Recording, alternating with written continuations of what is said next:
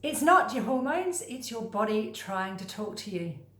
If you're in perimenopause or menopause or even postmenopause and you have symptoms and you are really struggling, then your body is trying to tell you what's out of balance and that there's an issue that you haven't addressed prior to going through this transition in your life. So ladies, I'm Kate Driver. I'm a naturopath with over 26 years of experience, and I help clients all the time with many symptoms through perimenopause and menopause. And I experienced some myself in perimenopause that weren't very nice at all. And I now have a system that I use, and I know exactly what to look for when women have symptoms. And it's not just your hormones. Your hormones are a transitional stage. Their hormones are changing. Your hormones do not mean that if they're changing that you have to get symptoms. It is the underlying systems or organs and areas of your body that have been under pressure for years, and all of a sudden, because of this change in the hormones and this transition, they're now showing where the weaknesses are or the imbalances, and then you get symptoms.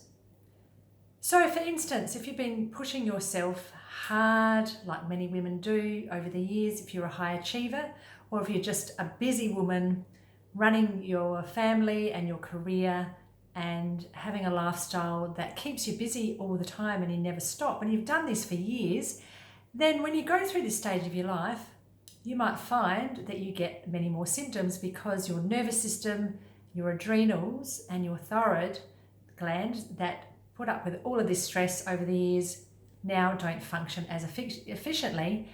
And the change in hormones really highlights these areas of your body. So the many systems that I see that are under the stresses, apart from the adrenals, the thyroid, and the nervous system, are things like the digestive system and the gut microbiome and the liver and the gallbladder. These all actually work together, and they all send these hormonal messages to each other, and if one's out of balance, it can cause others to become out of balance. For instance, if your thyroid does slow down, whether it's because you're predisposed to it for some reason in your family, or because of lifestyle, chemical or toxin exposure, heavy metals, or maybe you've been estrogen dominant for a long time, then you might start putting on weight, getting anxiety or depression.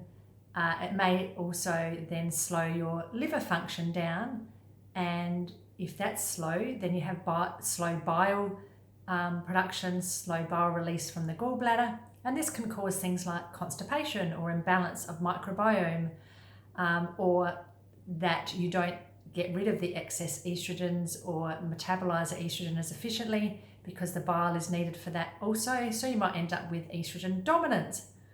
So this is sort of how the systems work together. And if our liver's not happy, then it has a bit of a flow-on effect because it has a big influence on your hormones and your thyroid gland also, and the way your body eliminates and detoxifies. So then it can cause other issues. So all of these organs and glands work together and they all talk to each other. So it's like when you have an orchestra and they all need to be playing in harmony and in tune. When one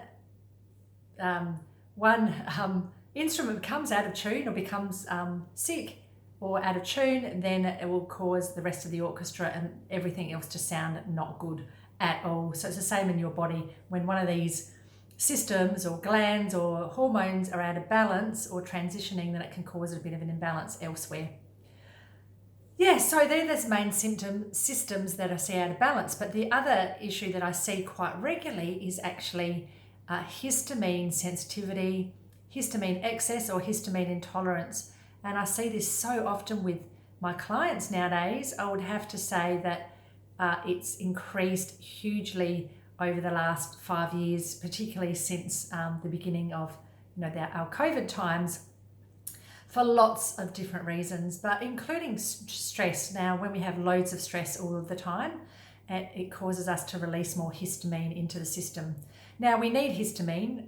It's a very important neurotransmitter, but when we have excess or our body can't clear it as efficiently as it used to, for example, when I talked about perhaps your thyroid slowing down, then that slows your liver down. Our liver helps eliminate the excess histamines and estrogens, and then you can have a histamine excess, and you can get symptoms like insomnia or that wired and tired feeling, or anxiety, heart palpitations, skin itching, skin issues and rashes, headaches and migraines, and the list goes on. So I find that is a big issue with a lot of women too, and it's really related to the liver, the gallbladder, the microbiome, estrogen dominance, and the thyroid and adrenals. So they all sort of work together. So if your underlying systems are struggling, then you're going to get symptoms, and your body is showing it where it's really needing the work that you need to put into balancing your systems and your body again. So for instance, when I talked about the histamine symptoms and the thyroid symptoms, then that's the area that you need to work on, not to say, well, let's just work on the hormones because I'm in perimenopause or menopause. And yes, HRT and some hormonal support can help, even if it's natural, absolutely, but you're not addressing the underlying drivers like the things I suggested: the liver, the gallbladder, the adrenals, the thyroid, the histamine issues, the gut microbiome. This needs to all be addressed. So some things that you could do straight away, apart from having a wonderful healthy diet, which you can work yourself towards if you're not having one right now, is adding something like protein at every meal and making sure you're stabilizing your blood sugar levels. Not only will that keep your energy and your mood stable, but it will also help with our muscles, and because we lose muscle as we age, we do need that extra protein and we don't digest it as efficiently. So adding good quality protein at every meal can be really helpful. And then if we're just looking at just really easy, free things that you can do and get into a habit of doing every day, is getting morning sunlight in the morning for at least 5 or 10 minutes without sunglasses. Get out in the sunshine. If it's not sunny, that's okay. If it's cloudy, just get out there in the sunlight. And that will tell the body to release cortisol, and it will tell the body that it's daytime, and then it will set your clock in your brain, and it will tell your brain to release the melatonin at nighttime later on to help you go to sleep and feel tired, so you get a good sleep. And if you do this every morning, this can really make a big difference with daytime energy as well. And then at nighttime, so we don't want the light at nighttime, we actually get exposed to all of these artificial lights and things, things like Wi-Fi and electromagnetic fields and blue light. I was going to say the blue light from all the devices. We need to actually help reduce or avoid these in the evening, because these are all stimulating cortisol and stopping us from either going to sleep efficiently or getting into a deep sleep and sleeping throughout the night and not waking up. So for at least 2 hours before you go to sleep, then dim all the lights or just have low lights on.